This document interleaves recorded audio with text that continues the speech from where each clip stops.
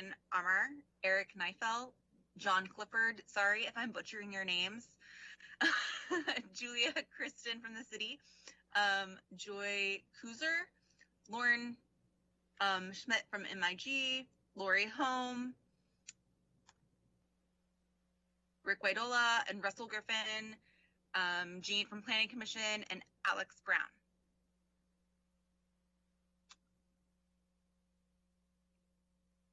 So with that, I am actually going to turn this over to Lauren from MIG.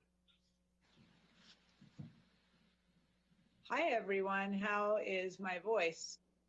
Good volume? Yep, sounds great. All right. Well, thank you for meeting like this tonight. I'm excited to give a preview of the plan that'll be going out as a public document next month. And I have not been before the Planning Commission, and the last time I was with the Parks and Rec Board, the world was a really different place back at the beginning of March. But just like you continue to have your heavy use of your park system, we've continued to work on the plan. So I'm glad to be here tonight. What I'm going to do is give you just a quick presentation, and then we'll open it up for your discussion and comments and questions, and go from there. So just a reminder that this plan, we always come back to the community vision that you develop through your community visioning process. And a lot of the focus of this work has been to help make this vision a reality. And so over the course of the past year, we've looked at the planning context. We've done a lot of community engagement, looked at the state of the system that you have, pulled all of that together into a Parks and Recreation needs assessment, tested that out with the public back in January, and then have been working on the recommendations and on the funding and prioritization, and pulling all of that together into a master plan document. Which again, it's guided by the comprehensive plan, especially by the healthy and valued ecosystems goals, which you'll see reflected in the plan document. It builds on the existing system, which you have a wonderful system that people really appreciate, and it's grounded in the public engagement. And so there are a variety of opportunities. We had an online questionnaire early on, which got great response, stakeholder interviews, focus group sessions around different recreation interests, pop-up events last summer that went out to different events. And thank goodness we were doing that last summer, since it's a different kind of event summer this year. And then back in January, checking back in with the public in an in-person workshop that we replicated online, and got really great participation with that online extension. So we heard from about 587 different people. So it's a great base. So orientation to the PRMP document.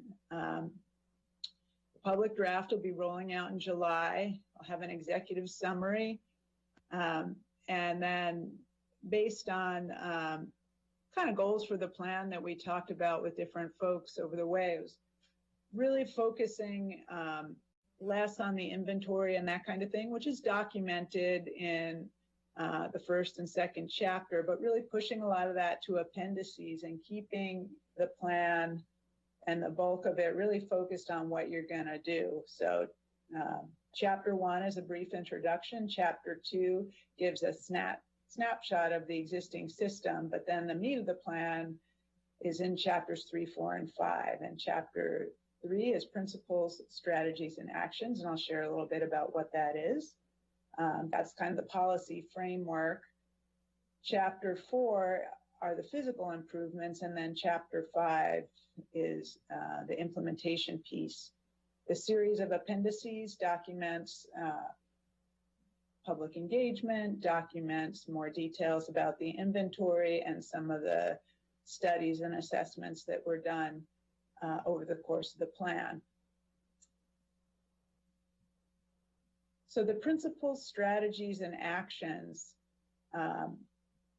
these build from those 4 goals.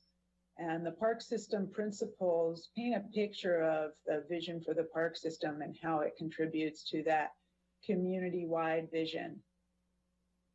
So playful, healthy, green and resilient, the artistic.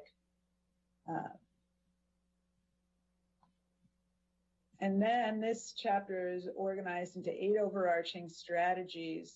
And each of these strategies has a set of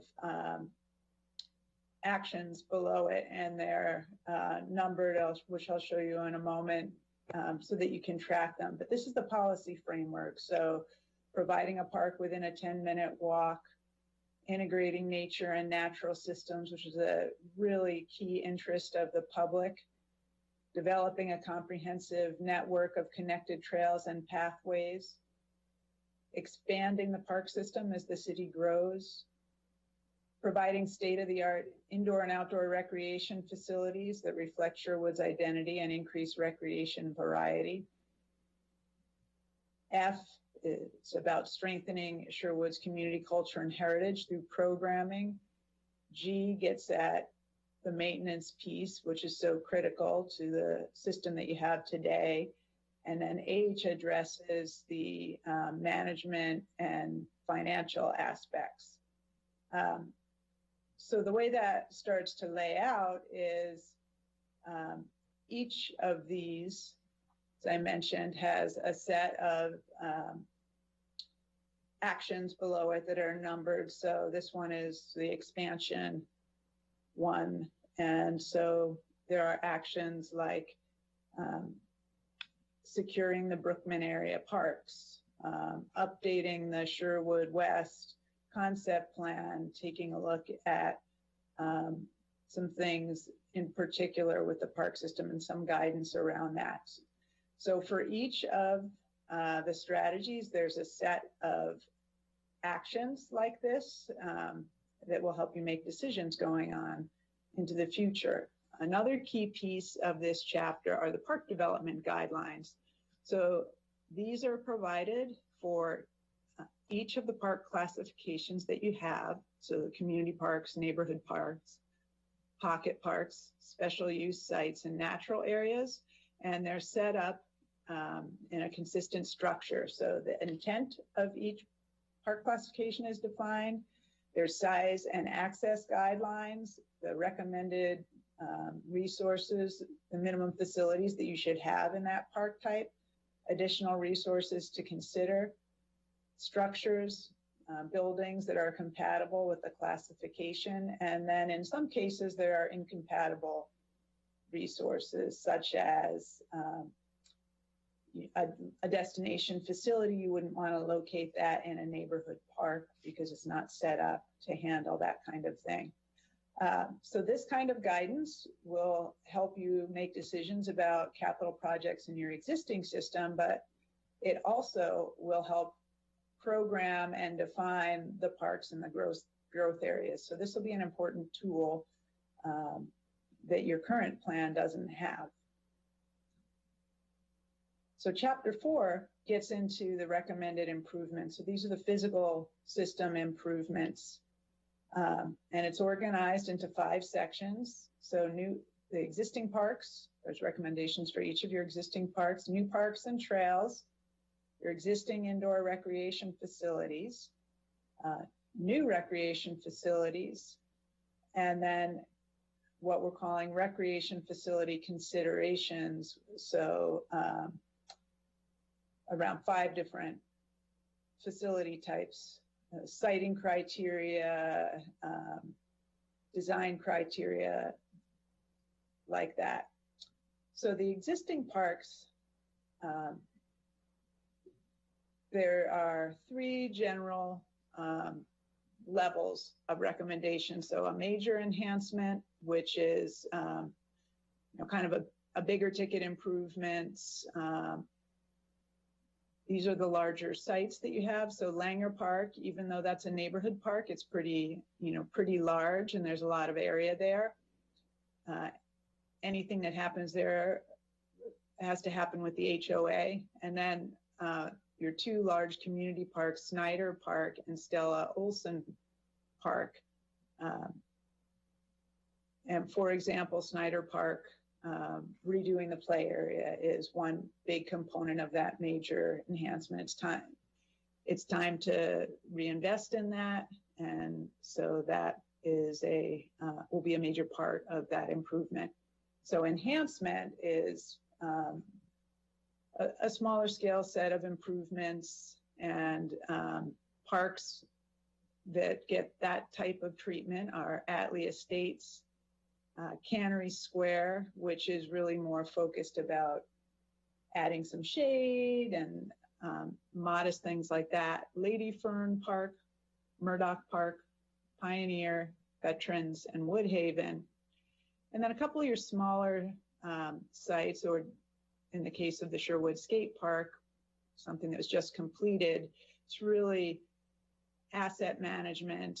And in the case of Cinnamon Hills and Oregon Trail Park, converting some turf to greener alternatives, lawn alternatives. So getting into the new parks and trails, securing the Brookman parks is a key recommendation. And the way those are planned out, there's a wonderful opportunity to create a set of 3 linked parks, each one with a distinct identity, and together the 3 of them can work as a sequence within that neighborhood. Revisiting the parks in the Sherwood West concept plan area to make sure that 10-minute walk goal is met there. And then the Tonkin employment area, that'll be serving that with the implementation of the Tonkin Trail. So this is where the park design guidelines come into play. When looking at the future concept plans, should you have more, if the city continues to grow, that's where those design guidelines can help you determine how many parks and where to locate them and what might be in them. And there's a huge amount of community interest in trails. And as a city, there's a really comprehensive system that's envisioned in your transportation system plan.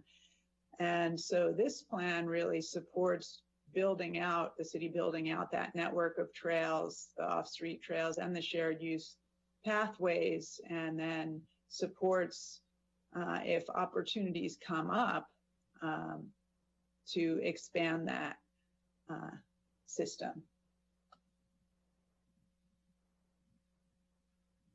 So the 4 existing indoor facilities that you have, there's recommendations for each of those. Sherwood Center for the Arts, which is a beautiful facility, been closed this spring,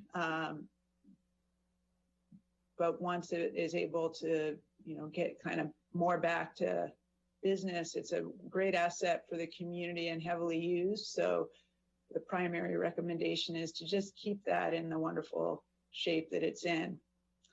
The same thing with the Sherwood Family Y, because that's a partnership facility.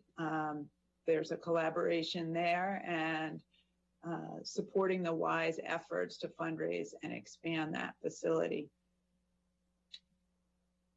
The senior center, the recommendation is to renovate and expand that, guided by a feasibility analysis and operations plan. And one of the appendices has an analysis of the senior center and potential additions to that facility. The same goes for the Sherwood Fieldhouse, which is was a great reuse of an existing building, and it's been heavily used, and it really anticipated a trend that other places have kind of gotten into in the last 5-10 years. So the long-term vision for that in this plan is to replace it at another site and expand it so there can be 2 fields in it. Operationally, that works better. And again, an appendix includes a more detailed discussion of the field house and potential elements to include for that.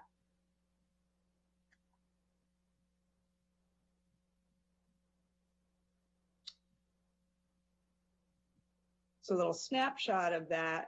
Ideally, it's 2 fields with storage, a meeting room, team rooms, and it needs to be designed for multiple age groups and sports so that it can maximize its programming and revenue potential. And ideally, it would be located next to an outdoor field complex, but it doesn't have to be. But if that location is feasible, then that would be ideal.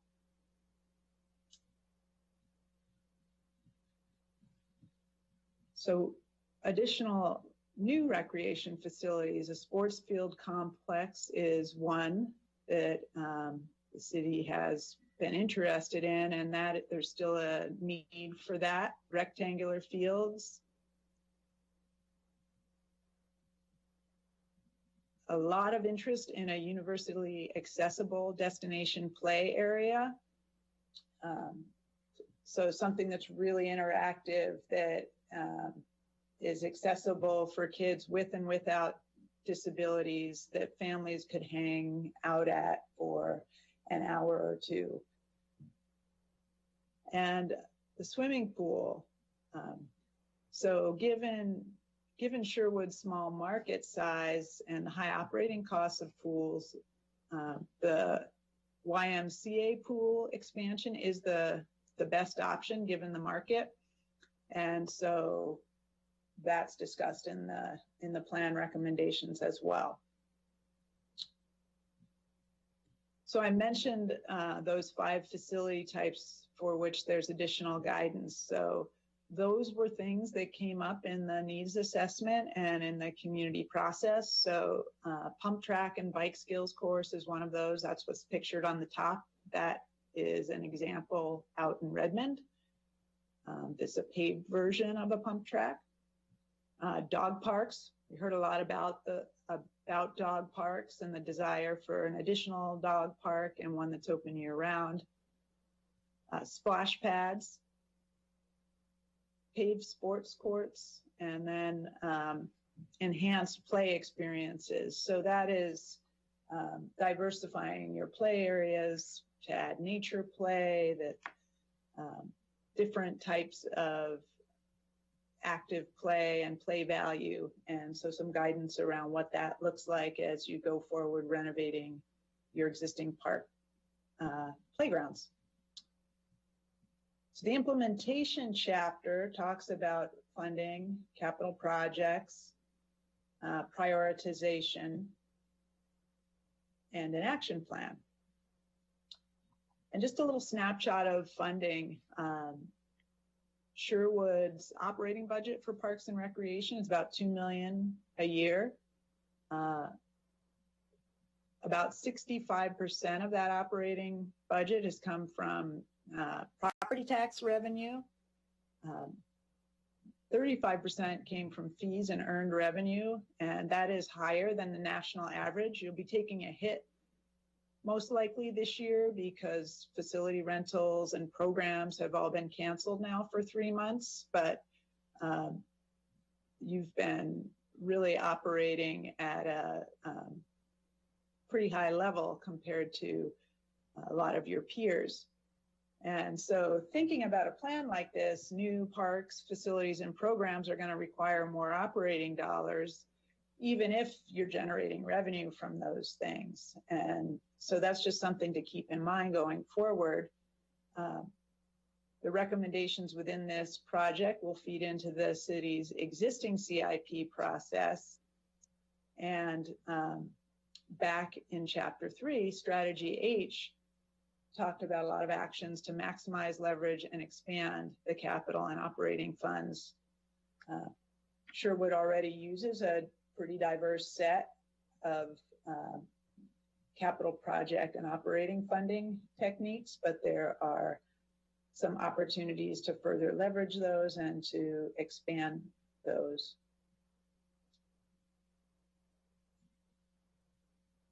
So the action plan includes prioritization criteria, and the intent is this action plan is not a one and done. It's something that is a living piece of this document, and based on the opportunities that come up, it can be recalibrated every few years. And so the criteria for what to move forward with in the nearest term, in the 5-year term, are quick wins, alignment with other projects, limited time opportunities, advancing major projects, because if you don't bite those off in chunks, they'll never be accomplished.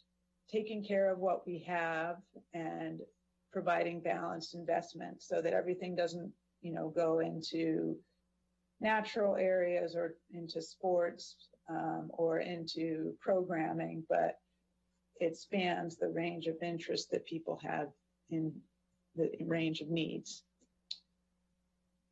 So that's a snapshot of the document and the plan. And the next steps are the public draft will be released next month in July.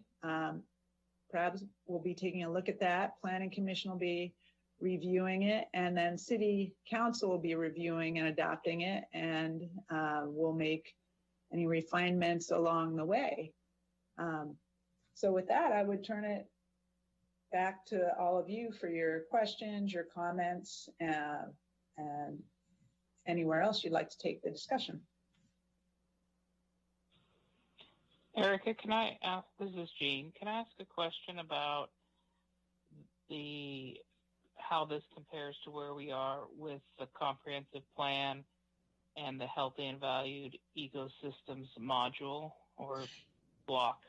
Yep. What's the timing of that block? The timing of that block is in late fall, but what this plan does, this plan will help us form additional goals and policies for that document.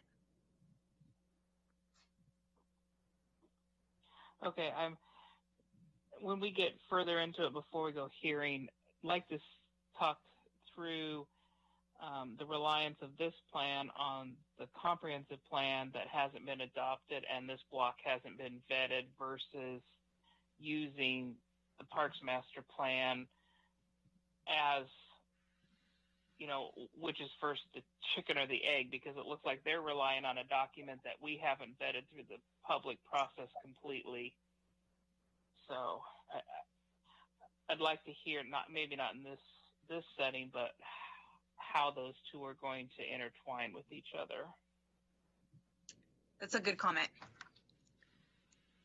We can talk about that at the Planning Commission for sure. Okay. And do you have a scheduled tentative hearing date for this? Yes, we do.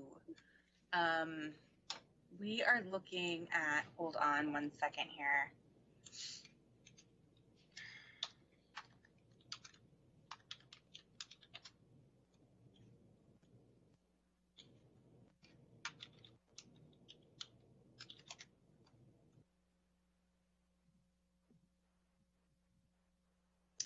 So we are looking at taking this to Planning Commission for a recommendation to City Council in August, and then having City Council adopt this plan in early fall, September, October. Okay, thank you.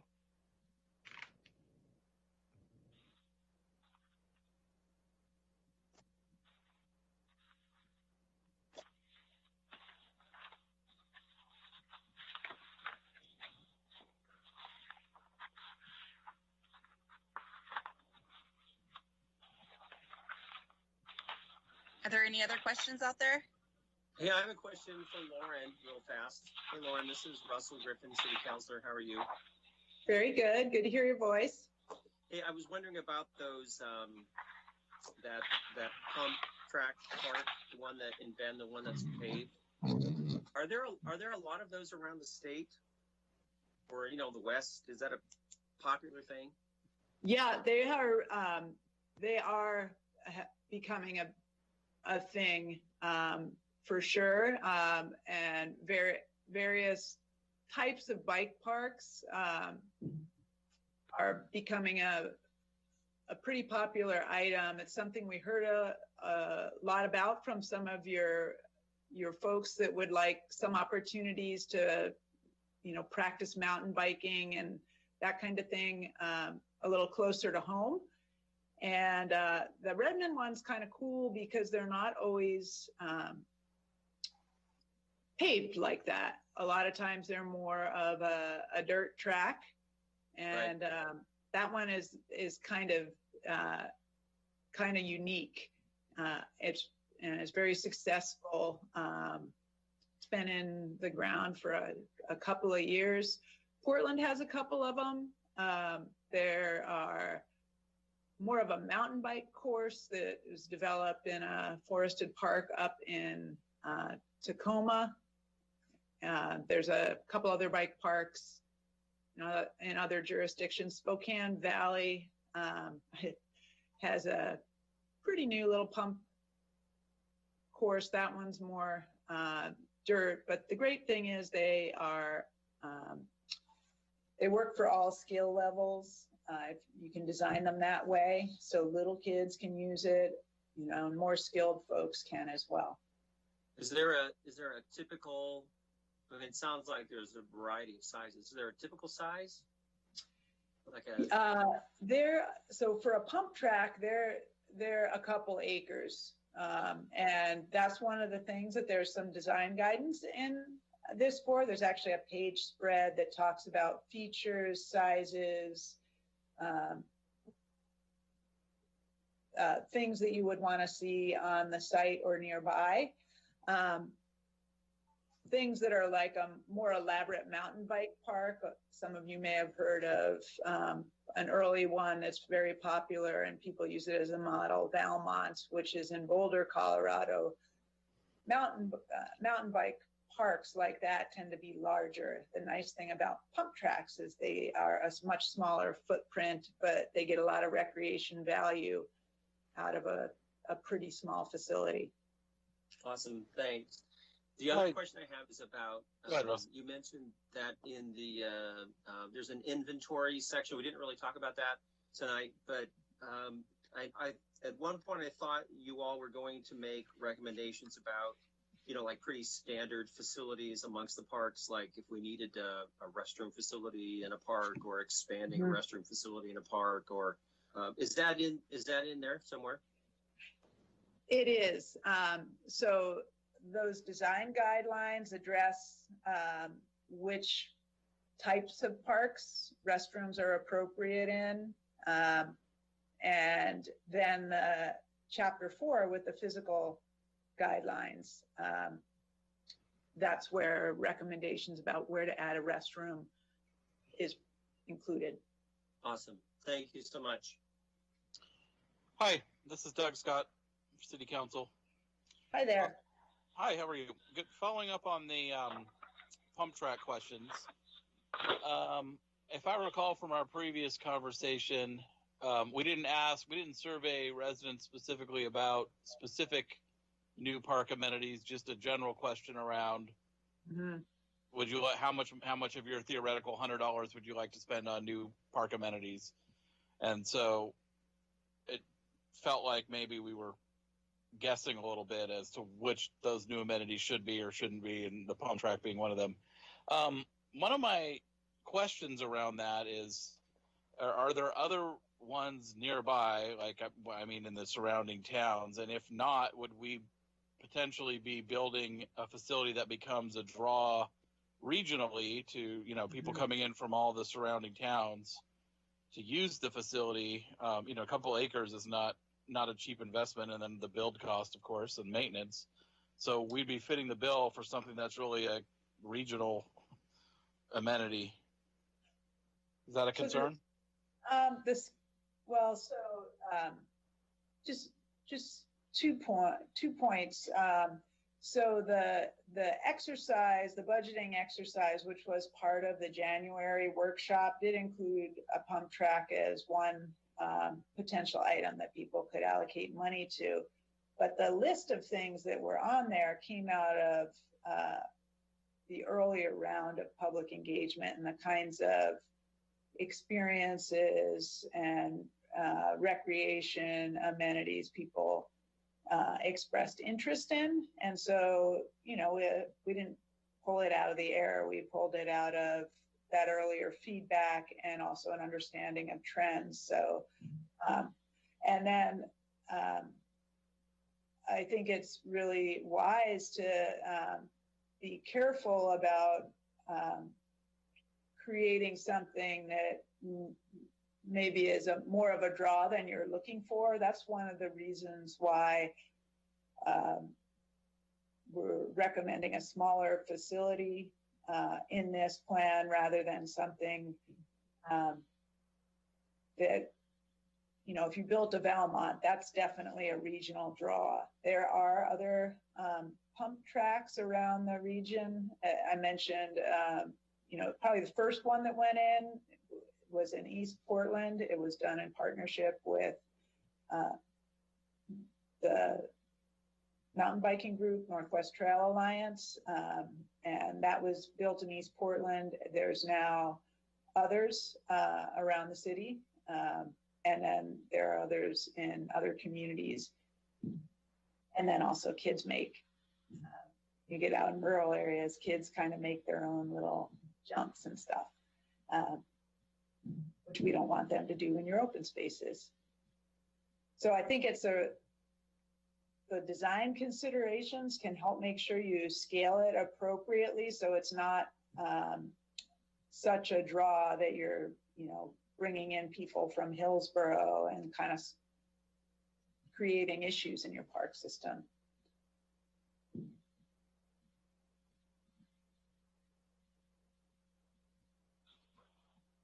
This is Gene Simpson again. I have a question about the timing and process and getting the documents in the hands of the Planning Commission and having potentially another work session before it goes to hearing.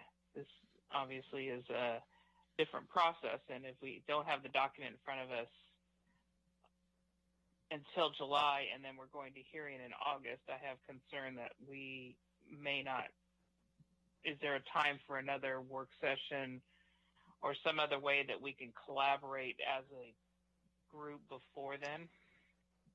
Most definitely. We have time. So we have a work session scheduled in late July about the comp plan and the parks plan. At the same meeting? Right now it's scheduled for the same meeting, but we can definitely, we can break it up for sure. We could have a work session for the Planning Commission in late July about the comp plan, and then in early August have a work session about the parks plan. And I just also, Lauren and everyone on the line here, I just wanted to mention, Brian brought up a good point that when the skate park opened, we had a large group of people who came to Sherwood who were very interested in, a bike track facility. And they also came to the Parks Board as well.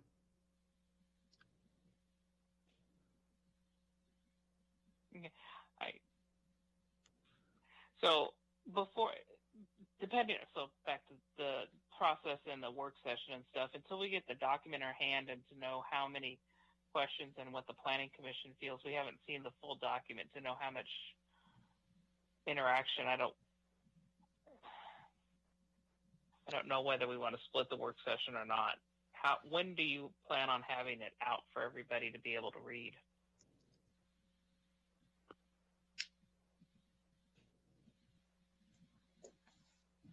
So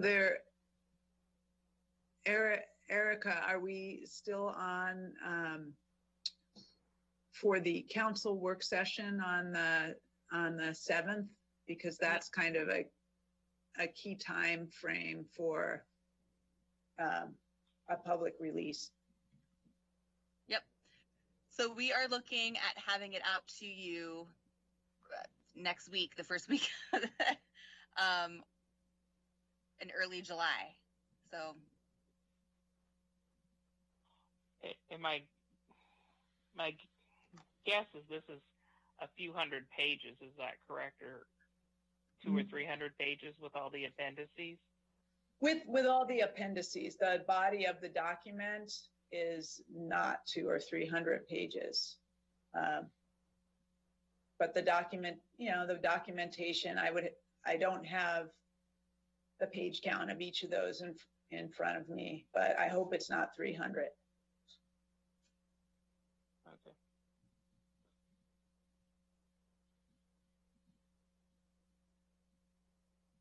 And will the work session with the council be open to the planning commission on the 7th if we wanted to listen in? yes, most definitely.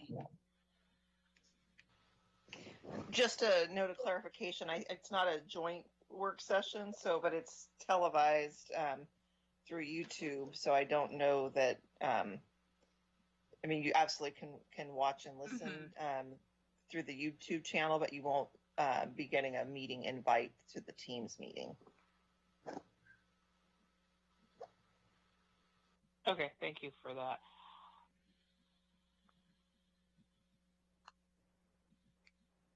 This is Eric Neifel. I have a question, kind of going back to the amenities list, the splash pad being one of those.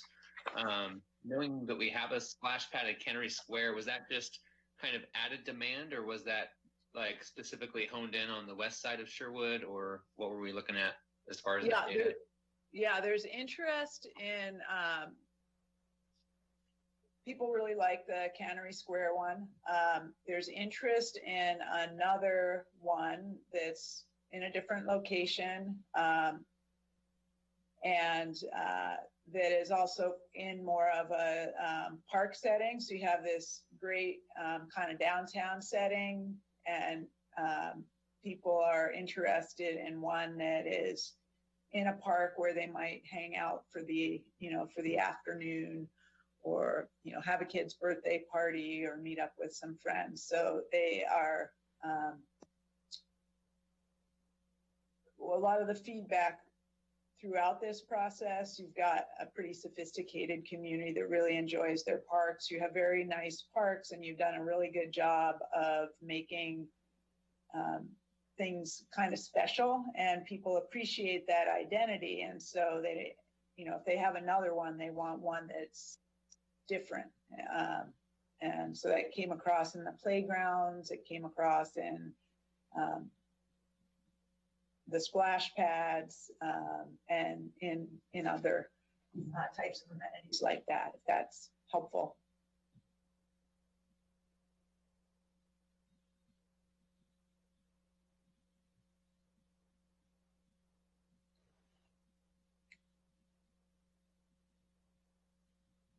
The challenge with the splash pad is you want to locate it at a community park, or possibly a special use park. And so right now, you don't have a community park on the other side of Highway 99. Your two community parks and Cannery Square are on the downtown side of 99. And so, if you were to secure another community park, let's say as part of Sherwood West, that could be a potential splash pad location. But if it's, really far down the road, you might want to move that up and do it even in one of your existing community parks.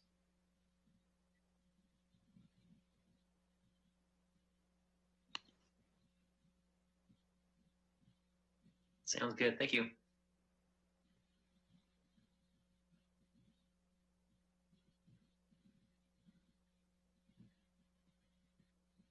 Any other questions, comments, things that you want to make sure are addressed in the plan, or wondering if they're addressed in the plan? Just a clarification on page 7. The numbers are kind of confusing. It says you had 587 participants, but the first bullet point said you had 659 respondents. So I guess. Sure, that was 2 different opportunities. And so early on in the process, we did an online questionnaire that happened at the same time as those pop-up events and the focus groups. And we wrapped up all that round of public engagement back in September of last year, September 2019. And then did some assessment of needs, and then in January, the end of January, did an in-person workshop and extended that online, and that's the one that had 587 participants. So each of these bullets is a different set of activities. Okay, so it's fair to say that duplication 500 and 600 doesn't necessarily mean there were 1,200 people contacted, but right. It could be some of the people that responded to the first round participated in the second round. They could be different. They could be different people. We do have, demographic profiles of who responded. So I'm guessing that's there's a significant amount of overlap there, just based on nature. Yeah, it's still a lot of people. I would assume so.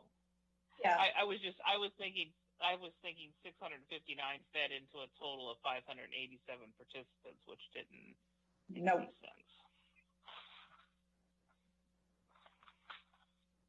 Thank you for clarifying that.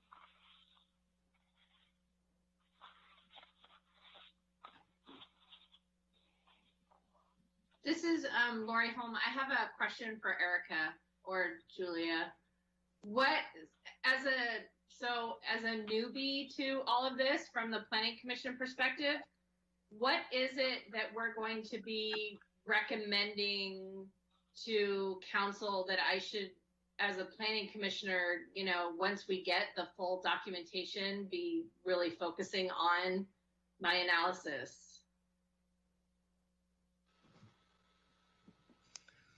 Well, what's going to happen process-wise is that the Planning Commission will get a recommendation from the Parks and Recreation Board to adopt the plan. And so, ultimately, when Planning Commission gets the plan, it will already have been vetted through the Parks Board. So, honestly, this is coming to Planning Commission for their recommendation, for your recommendation for council adoption is, it's basically a process that we have to go through the state of Oregon for our recreation inventory. And I guess the thing to think about on that is you as the planning commissioner looking more at the policies and the implications on planning efforts. So the long range planning, Sherwood West, sort of future, as opposed to what the Parks Board is looking at, which is sort of planning for the future, but also looking at existing facilities, needs, kind of how best to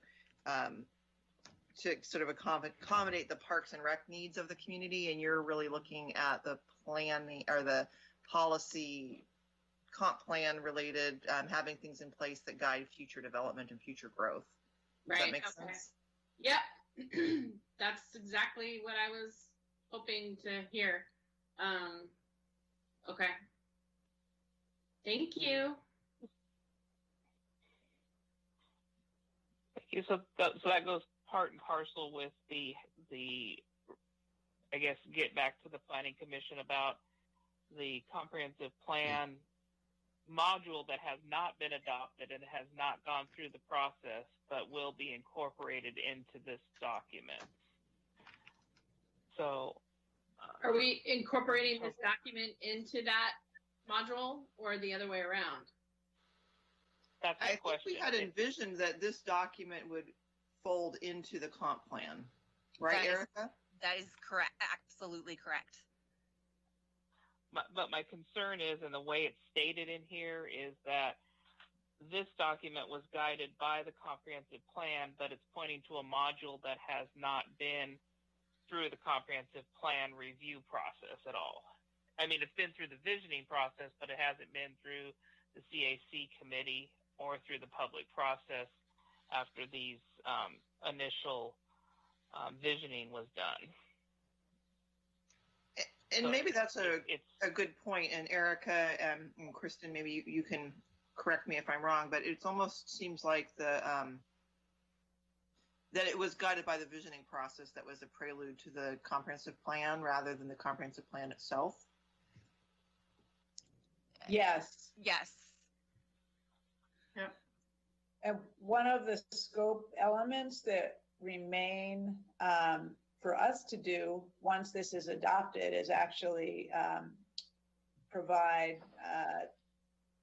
back to the comp plan adoption process a policy review that is part of the groundwork for that next module. And that's actually why the timing of this being adopted and why this, public process that gets into more about what exactly that healthy and valued ecosystem vision looks like in the park system. That's actually why Erica and Kristen had this timing, coming in and leading up to that module is my understanding as the outsider.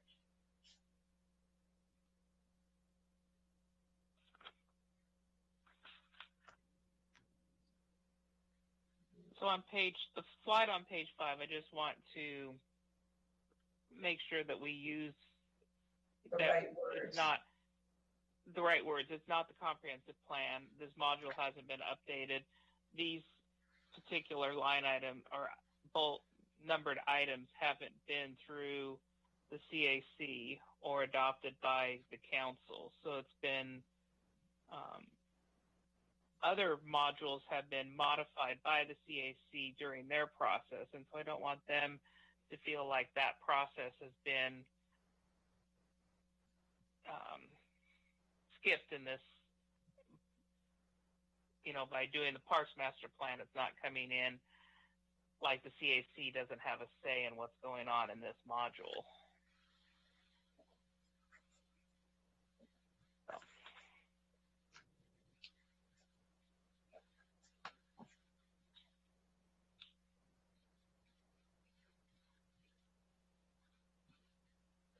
That makes sense, and it's important to get that process right, and that process point dialed in, since there is a pretty deliberate, the visioning, this plan, and then the concurrent comp plan update process. Appreciate that. Erica, can you talk a little bit more? Because I feel like because we were doing the Parks Master Plan, the level of effort, and I don't think that we're not going to rehash the Parks Master Plan with the CAC and the TAC. No. I think we assume that right. This plan is going to do the lion's share of the work. So, but what will there be as far as healthy and valued ecosystems discussion? So this is a great slide to have up on the screen. So we have an overall vision statement for our healthy and valued ecosystems. And then underneath that vision statement, we have our four goals there. So underneath each one of those 4 goals, what the CAC will eventually, what we'll be doing is we'll be developing policies to help implement that goal, those 4 goals. And so this plan will help inform what those policies are.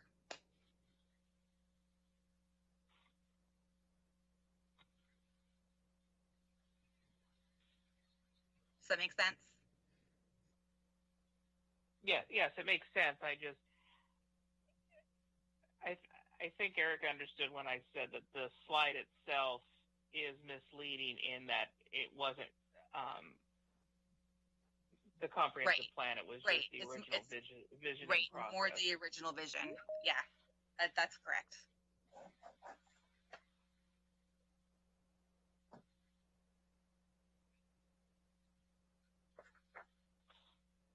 So I understand. I think it makes sense. I think we just need to be careful of not assuming that the comprehensive plan is complete in this module. Right.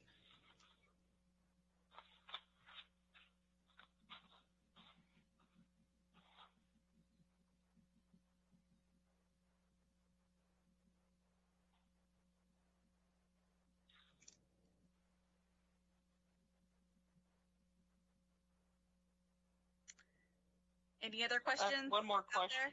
Yeah, and one more question about how it would help with the Planning Commission and what we're reviewing.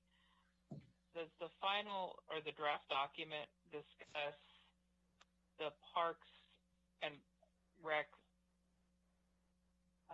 vision of when new areas are brought in, what criteria is that Yes. laid out in there?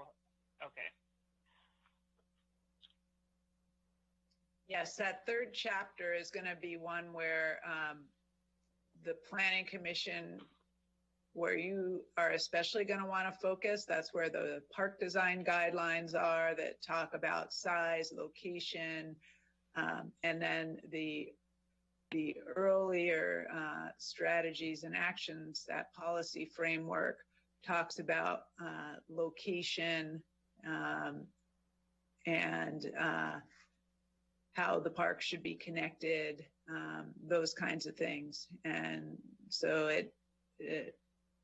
that'll be an area you'll really want to dig into and make sure that all the questions that you have when you look at these new areas, that is covering, the things that have come up in the past. So chapter 3 is our go-to chapter then? Yeah, that one is especially, that policy framework is should be especially interesting to planning commissioners. Excellent. One thing that came up in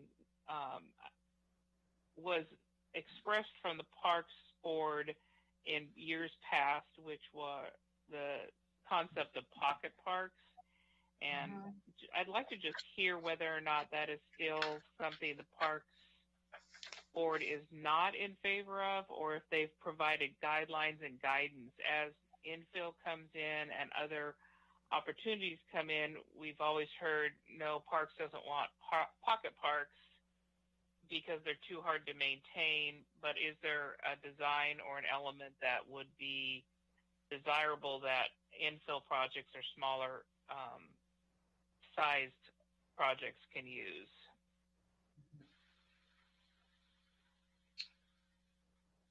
Well, I don't want to speak for the Parks Board members, but if you're asking me the way this plan is laid out now, I can comment on that. Yeah, I mean, what was the general feel of that? Yeah, so yes, the pocket parks and the pocket parks that you have, they don't provide as much recreation value as neighborhood parks that have more amenities. And, so well, there's not a absolutely do not have pocket parks ever.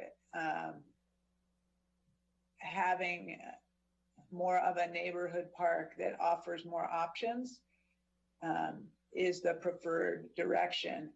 But, you know, this plan is also supporting the 10-minute walk, having parks within a 10-minute walk, which most of your community, you exceed the national average on that. You've got a really good distribution of parks. And so sometimes smaller parks help fill those gaps in. And so it's preferable to have more, you know, more recreation value in your park, which is what a neighborhood park will provide compared to a pocket park. And so that is the preferred direction. What's an example of a pocket park? So, you know, where you pretty much have a play area, like actually Cinnamon Hill is one example. You know, great view, but it's a really teeny site that, you know, has a play area, and there's not a lot that you can do there. And so what happens, the reason why they're talked about as expensive to maintain, it's not because the site is large, it's because it's inefficient. So you have to go around and visit that site. And, you know, if there's lawn, it needs to be mowed. You have to inspect the playground, that kind of thing. And so you have to, that's why they're inefficient to maintain, not so much because you know, spend an inordinate amount of time at that site. It's about the windshield time and then the recreation value that comes out of that investment of time. What I was hoping to get and see in the document is when we do infill or some other 5-acre or less project, what design criteria or elements would be important for the Parks Board or the Planning Commission to be looking at when these come through. And if it's in there, it's great. If it's not, then it's fine too. It's something that's been on the radar. I live in one of the neighborhoods that doesn't have parks within 10-minute walking, really. So to know that there's, you know, at least an option or a best practices is helpful. Yeah, there is a discussion of each of the areas that doesn't have the 10-minute walk, looking at options for how to serve those areas. But this idea about the infill areas, yeah, we'll take a look. We'll take a look at that with that comment in mind, because we have focused a lot on you know, the expansion areas, but the infill is important too. And so just making sure those design guidelines cover that, and then the policy framework as well.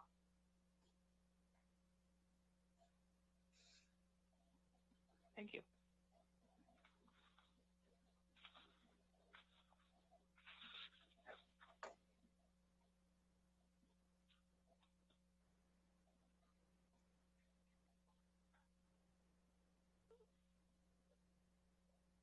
I guess thank you very much. That answered all my questions. I look forward to seeing the full document. Okay. Erica, do we have other questions or anything else?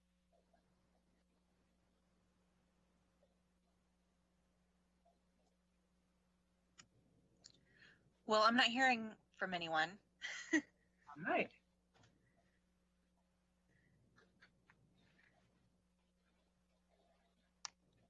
All right. I think that wraps up our discussion tonight on the Parks Plan. Thank you all.